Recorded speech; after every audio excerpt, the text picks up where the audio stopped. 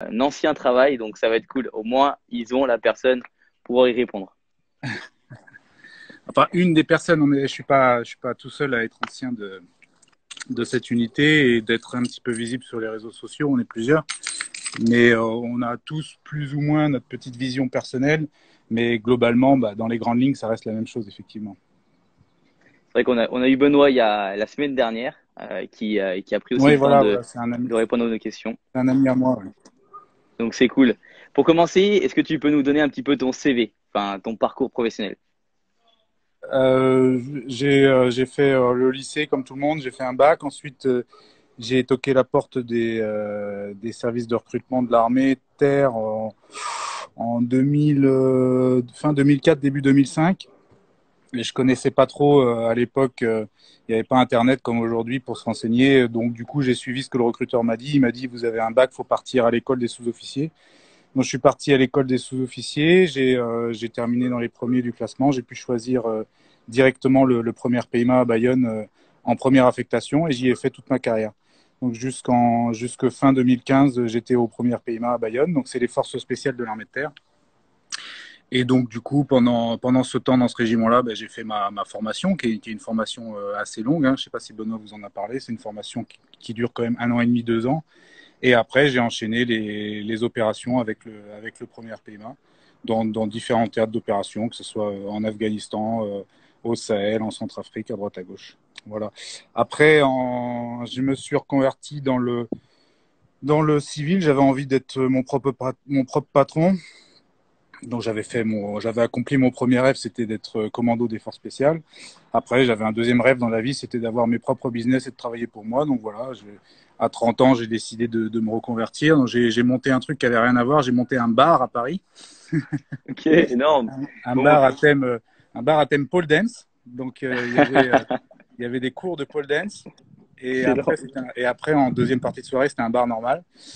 Bon, bah, à partir de ce bar dans Paris, j'ai rencontré pas mal de monde. On m'a fait des propositions pour d'autres business, si bien que j'ai fini par le vendre pour investir dans un autre projet. J'ai investi maintenant dans un complexe de tir et d'entraînement pour les professionnels qui est en banlieue parisienne, qui est à Villebon-sur-Yvette à côté de Massy, qui s'appelle Subtac. Donc j'ai vendu le bar pour avoir suffisamment d'argent pour pouvoir investir là-dedans. Donc ça, c'est une entreprise dans laquelle je suis associé. Et moi, à côté de ça, j'ai développé mon business de conseiller militaire. Et aujourd'hui, bah, j'ai ma propre boîte de conseil militaire et j'emploie pas mal d'anciens du premier PMA. Mais je suis pas fermé à embaucher que des anciens du premier PMA. C'est juste que, évidemment, quand tu crées ta boîte, tu embauches toujours d'abord les gens que tu connais pour être sûr que le service au client soit bien fait. Donc moi, évidemment, je connais plus de gens dans le premier PMA que dans d'autres régiments. Et donc, du coup, pour du conseil militaire, actuellement, je fais bosser moi-même. Déjà, je continue d'effectuer des missions moi-même et puis j'envoie aussi quelques anciens collègues. Voilà, le conseil militaire.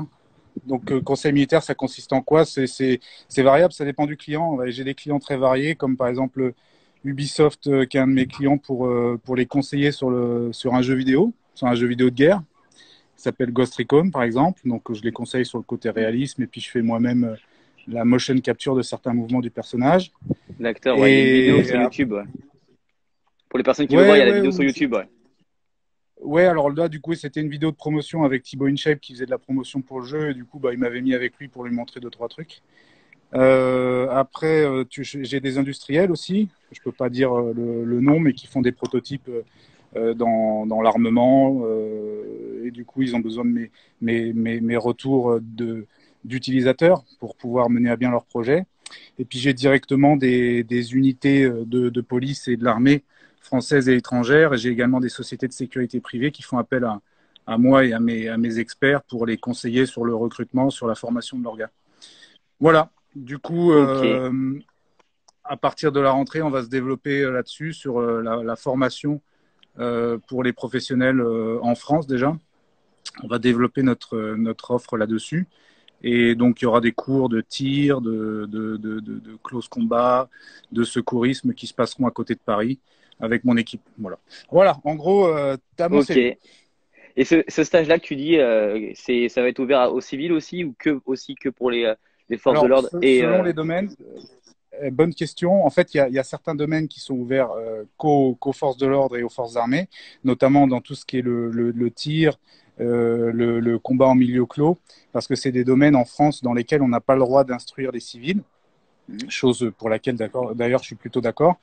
Et ensuite, il y aura des choses qui seront ouvertes aux civils, par exemple tout ce qui est secourisme et tout ce qui est préparation physique, tout ce qui est close combat, donc tout en version self-défense pour les civils.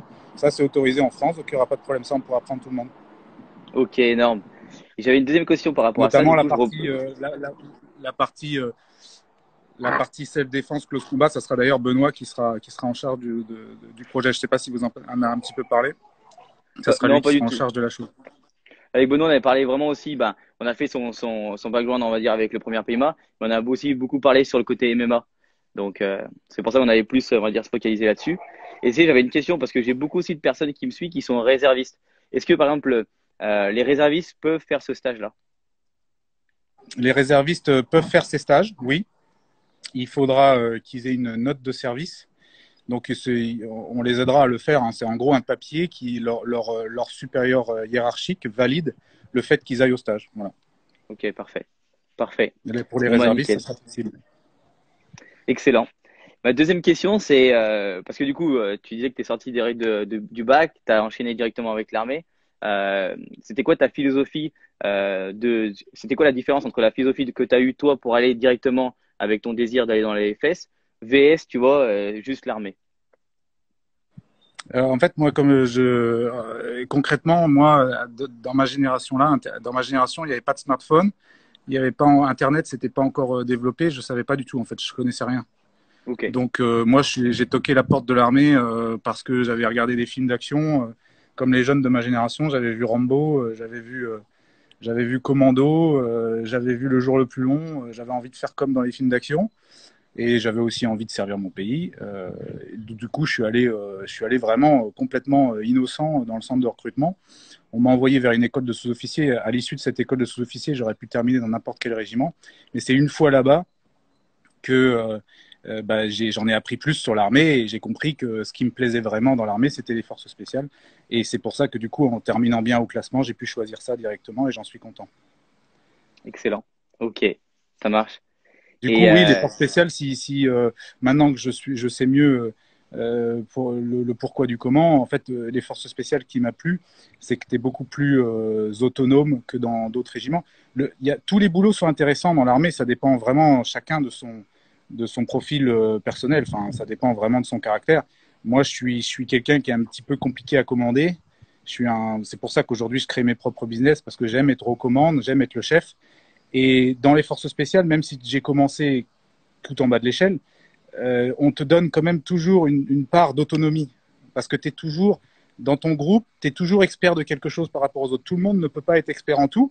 Donc chacun a des domaines de spécialité et tu te retrouves quand même à être le référent de ton groupe assez rapidement dans un domaine.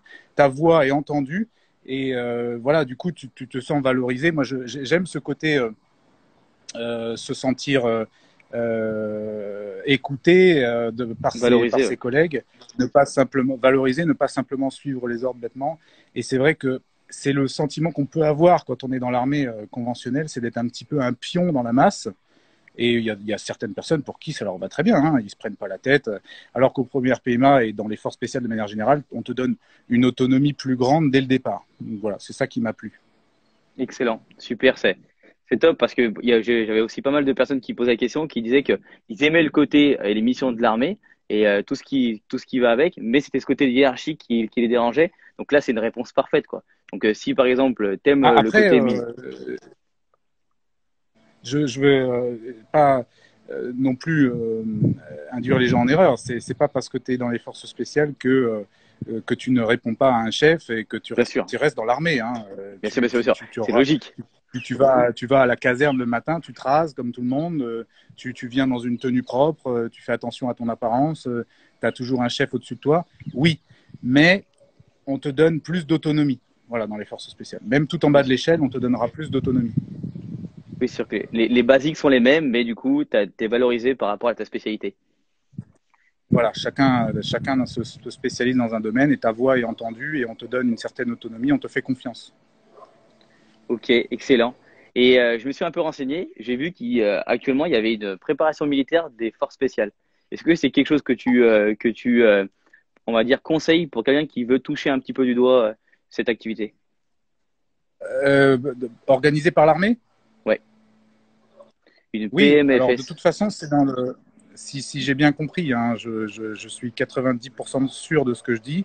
C'est obligatoire dans le cursus maintenant, de toute façon, pour rentrer dans les forces spéciales. C'est-à-dire que tu vas au centre de recrutement de l'armée, ils t'envoient faire les tests communs à toute l'armée. Ensuite, ton dossier, il est recevable. Il part pour les forces spéciales, si tu postules là-bas directement. Là-bas, ils te font un entretien de motivation, ils voient si tu as l'air d'avoir le profil. Si tu es validé et que tu as le profil, ils t'envoient de toute façon faire la préparation militaire force spéciale. Et à partir de Ok, là, effectivement, ils peuvent mieux te tester sur 1 ou 2 semaines. Je ne sais pas la durée, c'est 1 ou 2 semaines. deux Là, ils te semaines. Ouais. testent un peu plus. Voilà, et en gros, là, tu peux encore être éliminé, mais en gros, si déjà tu as été envoyé à cette préparation militaire force spéciale, normalement, tu as de grandes chances derrière d'être quand même reçu pour tenter l'aventure dans les forces spéciales derrière et entamer toute la formation. Après, c'est pas parce que tu commences la formation que tu l'as finie, hein.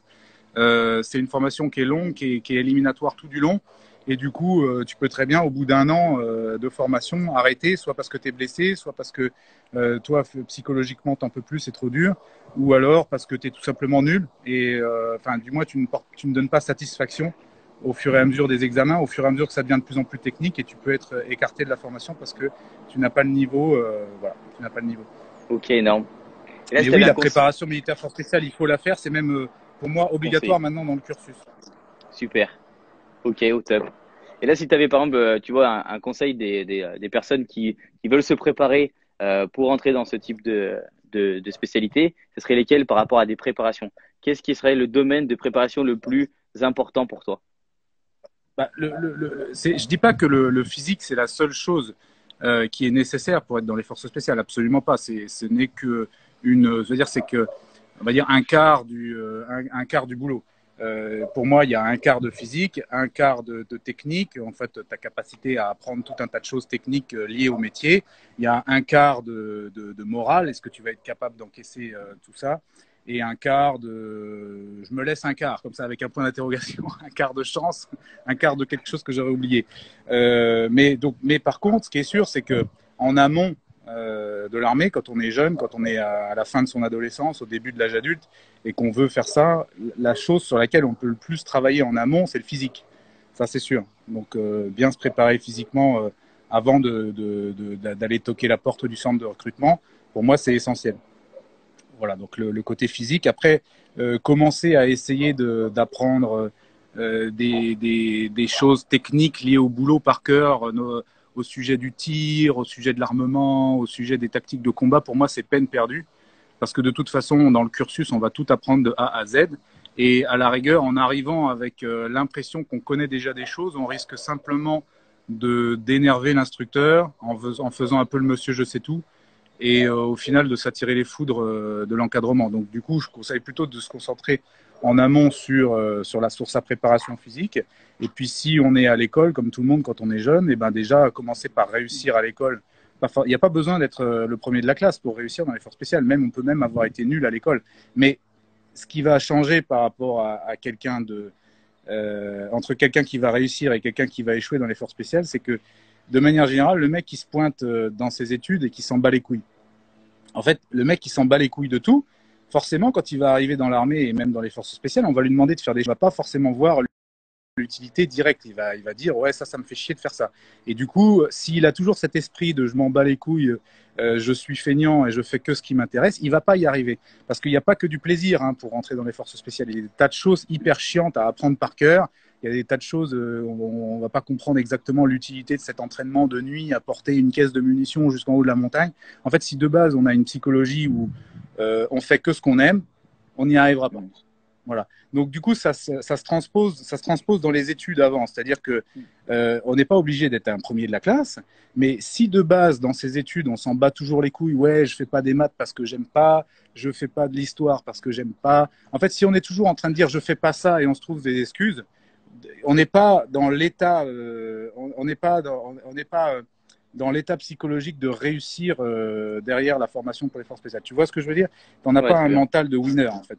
Un Bien sûr. winner, Quelqu'un qui réussit, c'est quelqu'un que, quel que soit le challenge dans la vie, il relève le challenge, il fait de son mieux. Il n'est pas forcément très bon, mais il relève le challenge. Il traîne pas les pieds tout le temps, tu vois. Donc, du coup, avant l'armée, bah, généralement, on est en âge de faire des études. Et bon, bah, déjà, il faut pas être en mode m'en bats les couilles des études. Déjà, tout ce que tu peux valider avant de rentrer à l'armée, c'est du plus pour, pendant l'armée, déjà, peut-être si tu as déjà chopé un bac, pouvoir monter en grade plus rapidement si ça t'intéresse, parce que le bac sera nécessaire pour passer sous-off et pour passer officier.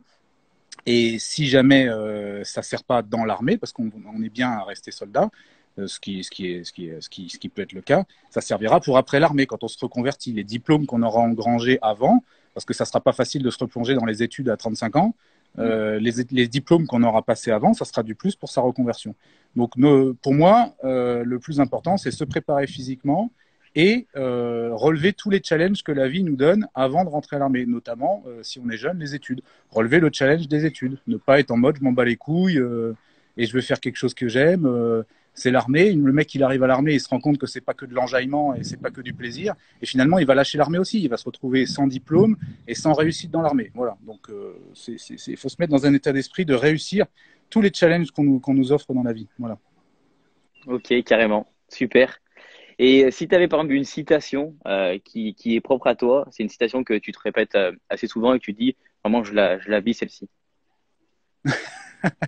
Alors j'ai une citation qui est marquée dans le dos, j'ai un tatouage, mais Ah, c'est pas une citation qui est à moi, c'est une citation de Spartiate, c'est ou lui ou sur lui, ça fait référence au bouclier, c'est-à-dire que tu reviens victorieux avec ton bouclier ou tu reviens mort dessus. Si tu appliques ça à ta vie de manière générale, c'est-à-dire que tu donnes tout pour réussir, tu réussis ou tu donnes tout pour réussir, tu vois. Et t'échoues, tu auras quand même tout donné. Donc c'est une citation que j'aime bien, mais c'est pas la mienne. Une citation à moi, ça serait on se couche quand le travail est terminé. Voilà. Je suis pas quelqu'un joli. qui laisse les, je suis pas qui laisse les, je suis pas quelqu'un qui laisse les choses en plan.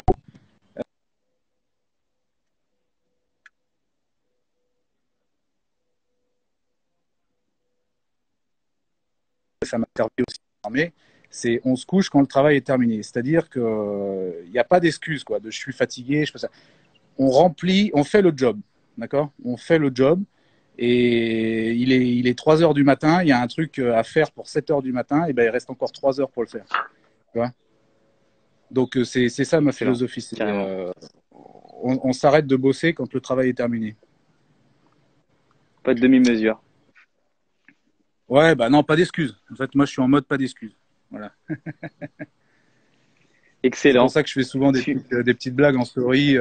Parce que c'est vrai que j'ai tendance à. Bon, j'ai moins de temps pour faire du sport qu'avant, évidemment. J'ai pas mal de Bien business sûr. à gérer. Mais du coup, j'essaye de ne pas prendre ça comme excuse.